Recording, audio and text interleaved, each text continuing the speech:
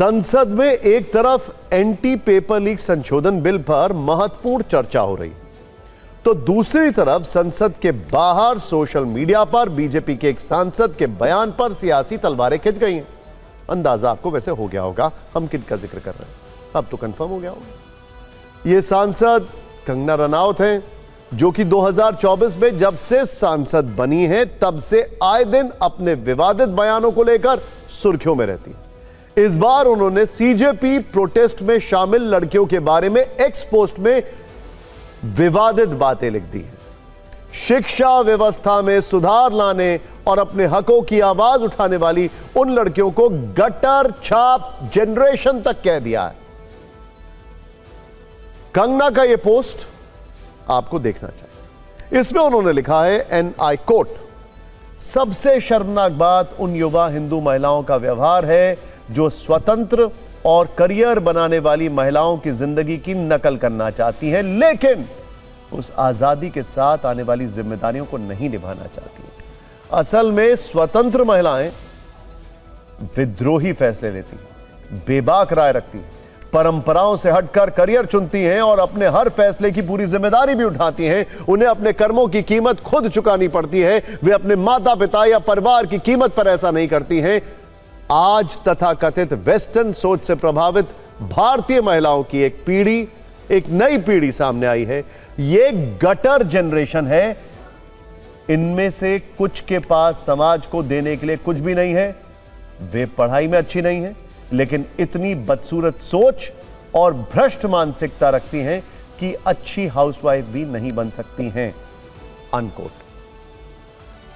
सवाल यह है कि क्या कंगना ने आधी आबादी का अपमान किया? कंगना के इस बयान पर जब बवाल बढ़ने लगा तो फौरन उनकी सफाई भी आ गई। उन्होंने पीएम मोदी की मां को लेकर कहे गए अपशब्दों का जिक्र करके खुद का बचाव करने का प्रयास किया। वो कैसे देश, समाज और छात्रों के भविष्य की फिक्र करने लगी, आपको देखना चाहिए। हमारे 75 ईयर ओल्ड प्राइम मिनिस्टर हैं, उनकी दिवंगत माता जी को, उनको इतनी गंदी गंदी भद्दी गालियां दे। हमने भी स्टूडेंट प्रोटेस्ट किए हैं।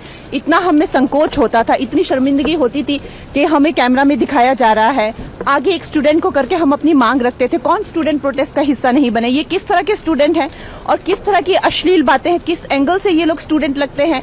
आज इनके जो भी आगे चल के सुप्रीम कोर्ट के लॉयर्स होंगे या लॉयर्स होंगे, क्या इनके माँ बाप अफोर्ड कर पाएंगे? इनके खुद की तो हैसियत नहीं है अफोर्ड करने की। और हमें ये अब ट्रोल करे चाहे कुछ भी करे, 16 ईयर ओल्ड से जो है हम अपना करियर बना रहे हैं, माता पिता पर कभी बोझ बनकर नहीं रहे। और जिनके माता पिता बहुत ही कंजर्वेटिव है, हम जानते हैं कि हमारा हिंदुस्तानी समाज कैसा है। उनकी बेटियां ऐसे इतनी गंदी गंदी भाषा में बात कर रही हैं, समाज में उनकी क्या इज्जत रह जाएगी और उनको किस तरह की विपरीत परिस्थितियों का सामना करना पड़ेगा? क्या ये सोचते हैं क्या हम लोग as a society this is not acceptable to us in any way? Kangana Ranaut का विवादों से पुराना नाता रहा है।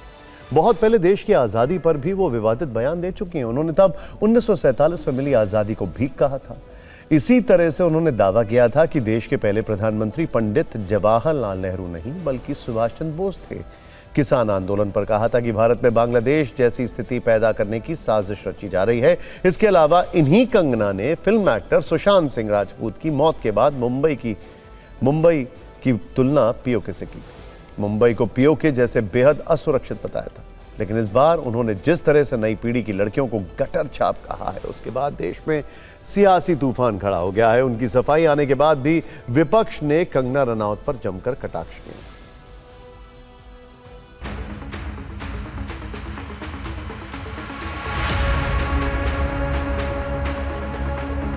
छात्र जो हैं देश का, जो हमारे नौजवान हैं, उनके पूरे भविष्य को, अब वो कंगना रनौत पढ़ी लिखी कितनी है उसको पता भी है कुछ?